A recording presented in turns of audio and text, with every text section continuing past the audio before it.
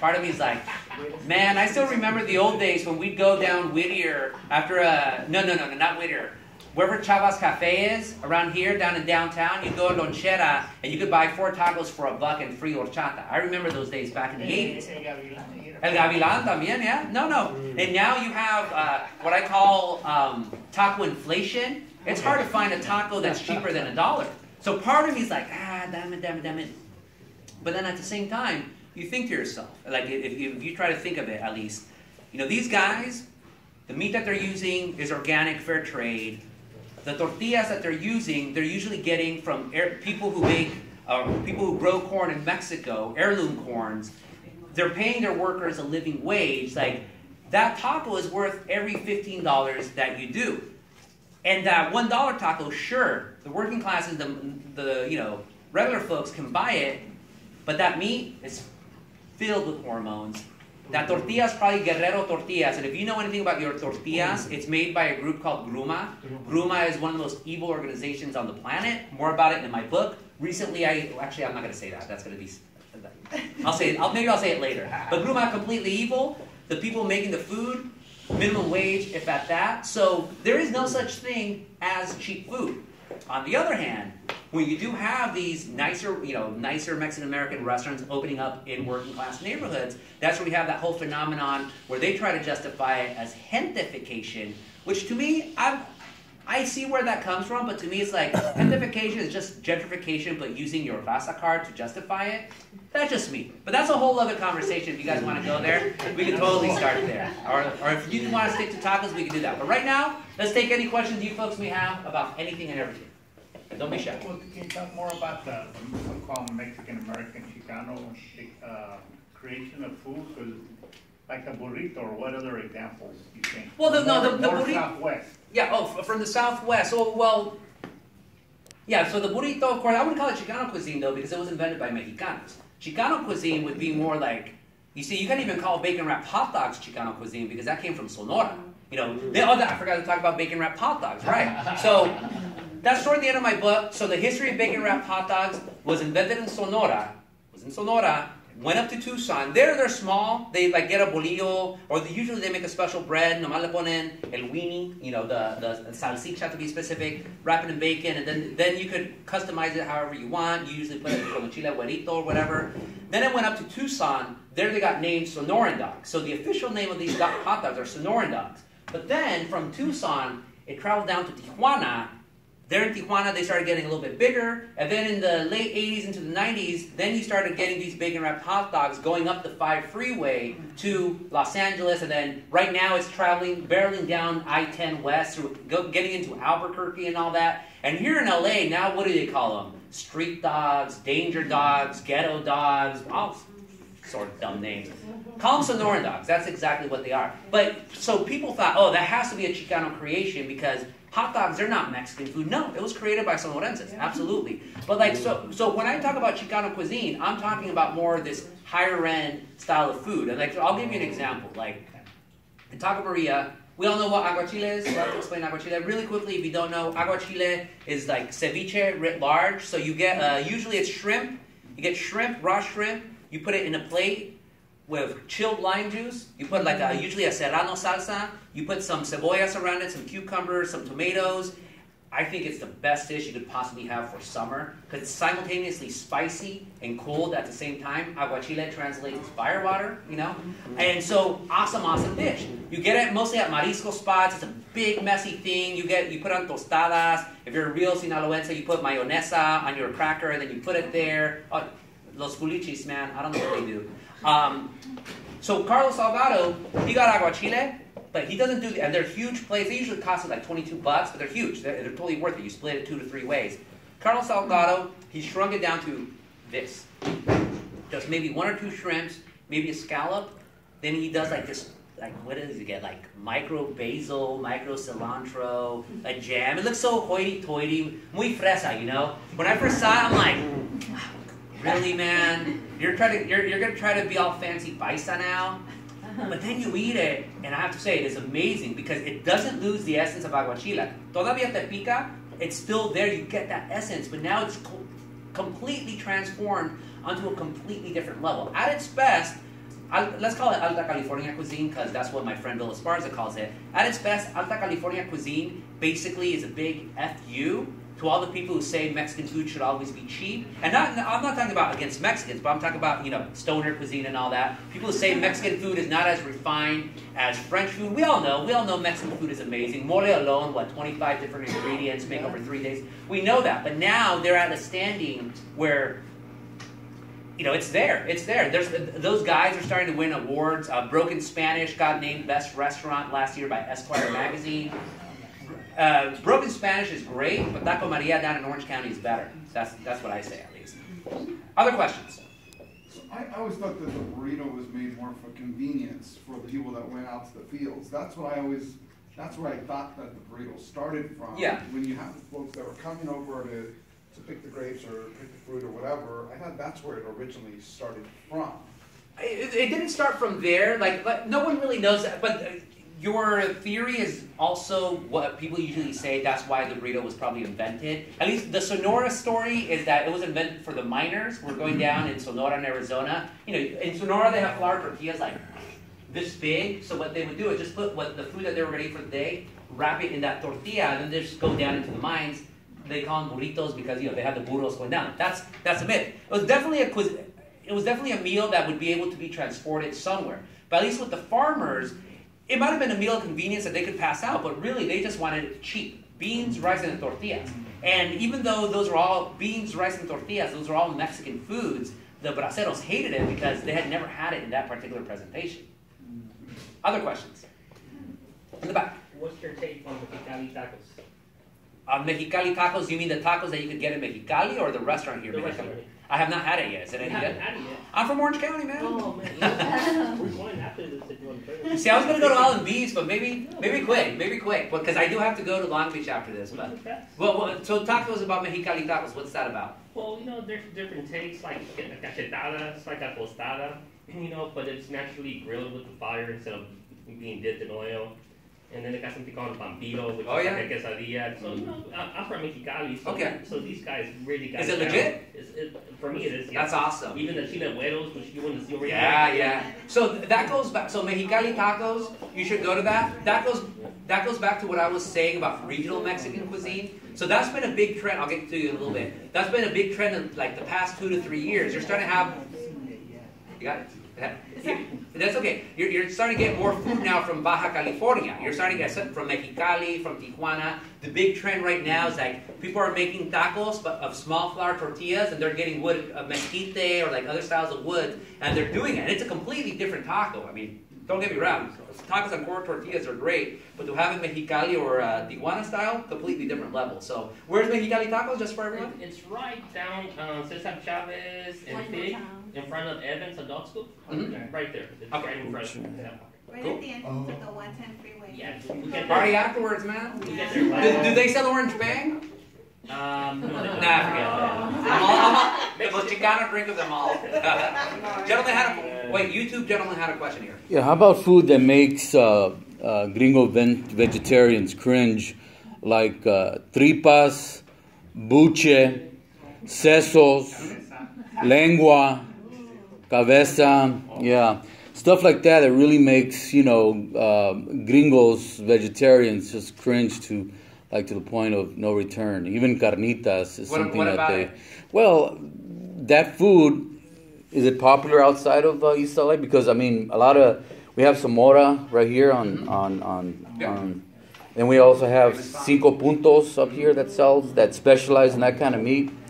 And I haven't seen that kind of expand throughout this. I don't know if it's just regional here or you could find it in other cities. Places. No, it's spreading. I do work for a great organization called the Southern Foodways Alliance. It's like they are tasked with documenting the history of the South through food. And so I actually do a column. They have a magazine, and I'm their columnist. Like, how the hell did a Chicano from Orange County become a columnist for a Southern magazine? Who the hell knows? But I did oral histories of them, of Mexican restaurants in Kentucky. And you're thinking, what the hell do a bunch of hillbillies know about Mexican food and about Mexican food over there? What could they possibly eat? But you'd be surprised. I mean, the food there is still not at the level, but I can take you to Lexington, to a place called Taqueria y Tortilleria Ramirez, and the woman will tell you, she actually told me this in the oral history, because I saw the menu. I'm like, wow. So it's like this looks like a taqueria in East LA because you have all those dishes. I don't think they. No. I'll tell you a quick story about that. They have the sesos, the buche, and all that. She's like, oh Tripas. yeah, what's up? Yeah, Tripas. all of that. Everything that you Okay. said.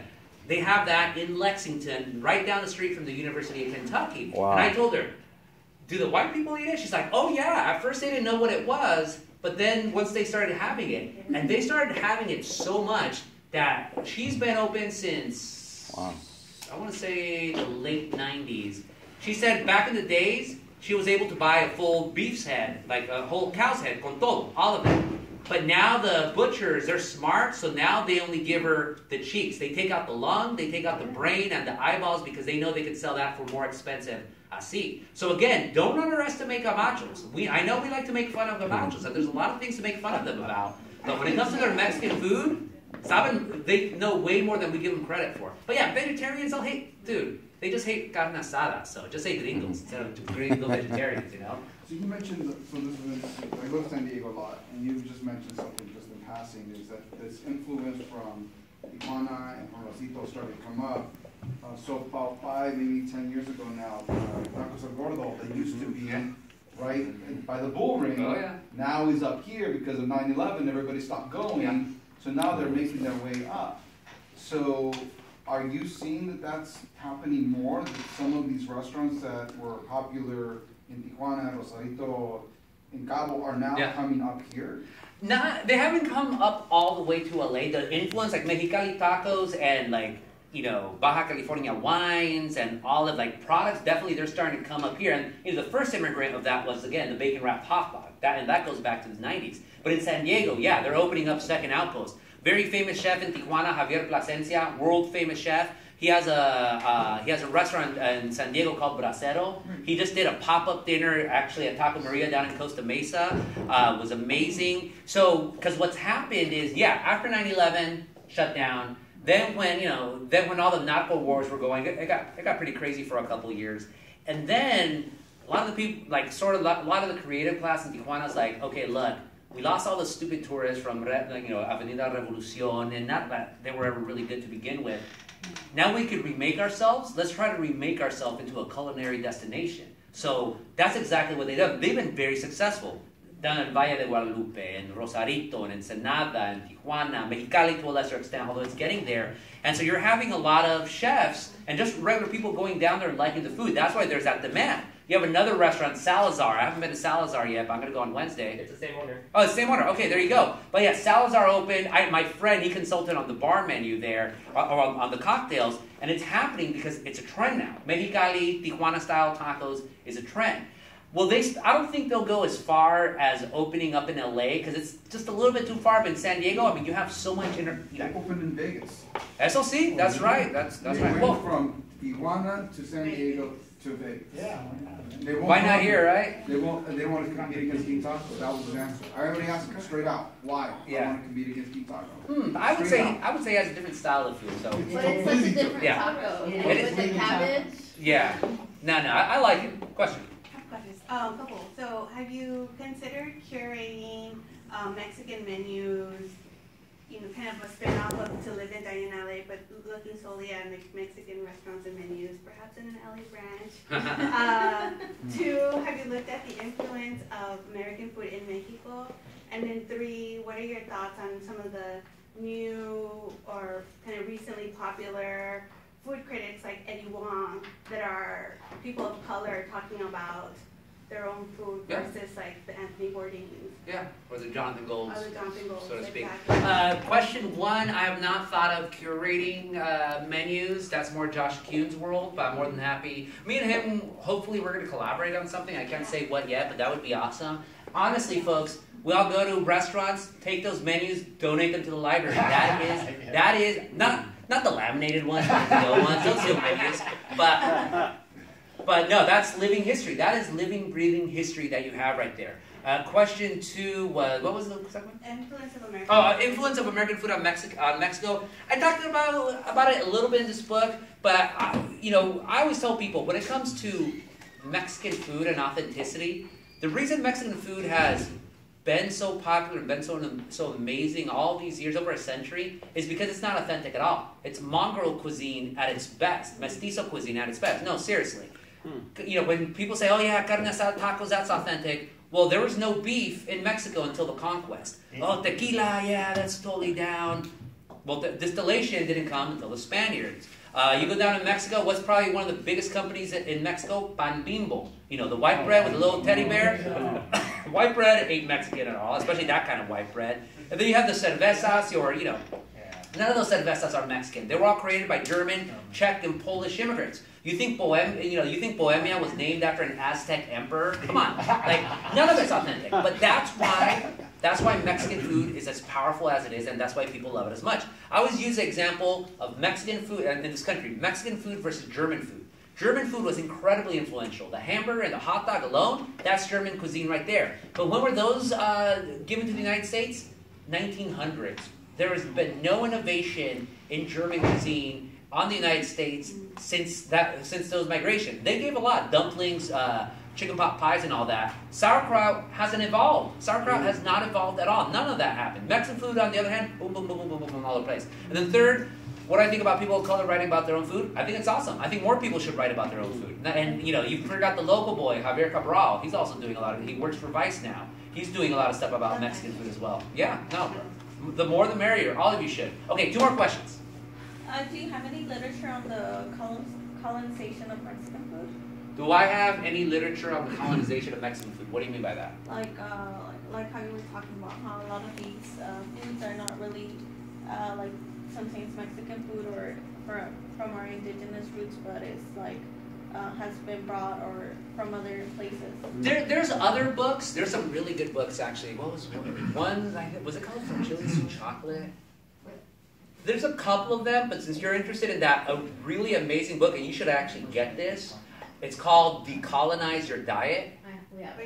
Boom! Awesome. You have a great librarian here. Then Decolonize Your Diet was done by 2 Chicana professors from the East Bay, and it's a cookbook, and it's all vegan, but it's all indigenous stuff. Like they use like guanzontle, they use verdologas, they use nopales. Like it's a great book too. You get history, and more importantly, like I did a lecture where they cooked and you had the food. It was good food. And they're easy to follow recipes. It's not like, oh my gosh, what is this? Like, there's pictures and the recipes are really, really simple. Yeah. So you can check it out here, Decolonize Your Diet, but they get right into that history. They talk about how the Spaniards brought in all this food that tried to destroy all these indigenous foodways, but like the indigenous foodways survived. Anytime you see a nopal, that is a victory against Cortés, because they try to eradicate all of those meals from us, and it still grows, and it grows and grows and grows. Okay, final question after that. If you want to talk to me individually, I'm more than happy to, but one more question. In the back. What are the best Ensenada-style fish tacos that you had in Southern California? What are the best Ensenada style? Let's go through the Mexicali guy first, because he probably knows better than me. They have a shrimp taco that's the bomb. But it's not a fish taco. Oh, okay, that was a shrimp taco. Jeez. Wow. Here's my husband. I can talk to him. There's one that was rated actually like number 10 of all the tacos, and it's actually they started in Duarte. They're now here in East LA, where the Gold Line is, right across the street. Tacos Ensenada. Tacos Ensenada is good. It's off Goodrich and Whittier. Yeah. El Taconazo is legendary. I'll give you a couple. Bellflower. El Taconazo is a chain, but it's a good chain. El Taconazo is a good one. Ricky's Fish Tacos gets a lot of buzz as well. I like them. Siete Mares? Siete Mares is legendary, but I would not go there for the fish tacos. Again, I know more Orange County. I like Los Cotijas. Los Cotijas is in Garden Grove. Those people are directly from Ensenada. That would be another good one. The most famous, they're shrimp tacos, but the most famous Mariscos tacos is, Mariscos Jalisco. That's the most famous shrimp taco in Southern California. I forget, where is it off of? Los que saben? The taco truck? Yeah, the taco truck. Olympic and what?